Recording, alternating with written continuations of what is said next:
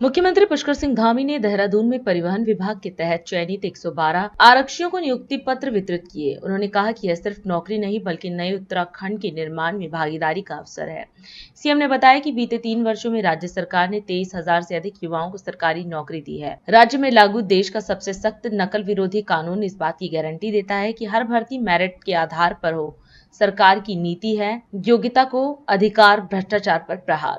आज परिवहन आरक्षियों को इनकी नियुक्ति हुई है। इस नियुक्ति पत्र वितरण के समारोह में परिवहन विभाग के सभी अधिकारीगण, सभी आज जिनको नियुक्ति पत्र मिल रहे हैं, ऐसे सभी अभ्यर्थी मैं और उनके सभी अभिभावक, मैं सबसे पहले तो आज के इस अवसर पर आप सभी चयनित अभ्यर्थियों को अपनी ओर से बहुत बधाई देता हूं। आप सभी के उज्जवल भविष्य की कामना करता हूं। ये सफलता न केवल आपके परिश्रम, अनुशासन और संकल्प का परिणाम है, बल्कि इसमें आपके परिवारजनों के सहयोग, आशीर्वाद और त्याग की भी बहुत महत्वपूर्ण भूमिका है।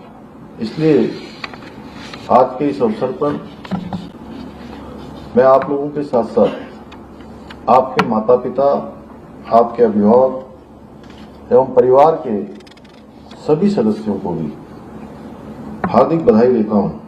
भाइयों बहनों, आज का ये अवसर राज्य के परिवहन विभाग के लिए अत्यंत महत्वपूर्ण है, क्योंकि हम परिवहन विभाग में 112 नवनियुक्त परिवहन आरक्षियों को नियुक्ति पत्र आज प्रदान कर रहे हैं।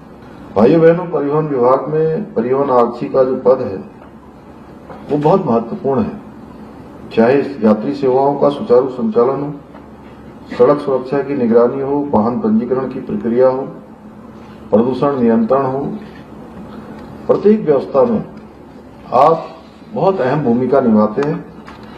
इसलिए आपकी ये नौकरी मात्र एक सरकारी नौकरी नहीं है, बल्कि सरकारी नौकरी के साथ साथ एक सामाजिक उत्तरदायित्व भी है, जिसको आप सबको निभाना है। मैं आप सबसे अपेक्षा करता हूं, आप न केवल अपने कार्यस्थल पर कर्तव्य निष्ठा और अनुशासन बनाए रखेंगे, बल्कि आमजन के साथ संवाद और सहयोग की भावना से भी काम करेंगे।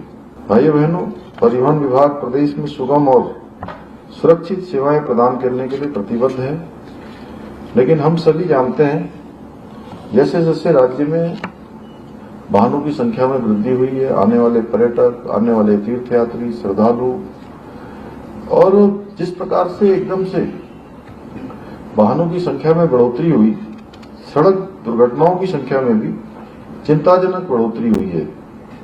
मुझे बताया गया कि राज्य में वर्ष 2024 में कुल 1,747 वाहन दुर्घटनाओं में 1,000 लोगों की मृत्यु हुई और 1,547 व्यक्ति घायल हुए, जबकि इसी वर्ष जनवरी से अप्रैल तक 546 सड़क दुर्घटनाओं में 372 लोगों ने अपनी जान गंवाई और 905 व्यक्ति घायल हुए। इसलिए राज्य में दुर्घटनाओं की रोकथाम के लिए हमने फरवरी 2025 में नई उत्तराखंड सड़क सुरक्षा नीति 2025 लागू की है। इस नीति के अंतर्गत संबंधित विभागों की जिम्मेदारियां निर्धारित करते हुए वर्ष 2030 तक सड़क दुर्घटनाओं में होने वाली मृत्यु दर को 50% तक कम करने का लक्ष्य रखा गया है। मुझे पूरा विश्वास है आप सभी पूरी निष्ठा और समर्पण के साथ इस लक्ष्य को प्राप्त करने में सहयोग करेंगे। भाइयों बहनों, हमारी सरकार का संकल्प है कि प्रदेश के योग्य, परिश्रमी और प्रतिभावान युवाओं को उनकी काबिलियत के आधार पर पारदर्शी तरीके से समान अवसर प्राप्त हों। पारदर्शी तरीके से होने वाली भर्ती और पदोन्नति युवाओं को उनके अंदर भरोसा जगाती है, उनका आत्मबल, आत्मविश्वास बढ़ाने का काम करती है, और ये पारदर्शिता बेहतर तरीके से उन्हें प्रतियोगिताओं में उतरने के लिए भी प्रेरित करती है। एक बार पुनः मैं आप सभी को शुभकामनाएं देता हूं और भगवान बद्री विशाल से, बाबा केदार से आपके उज्जवल भविष्य की कामना करते हुए, आप सबको शुभकामनाएं देते हुए अपनी बात को समाप्त करता हूं। बहुत बहुत धन्यवाद।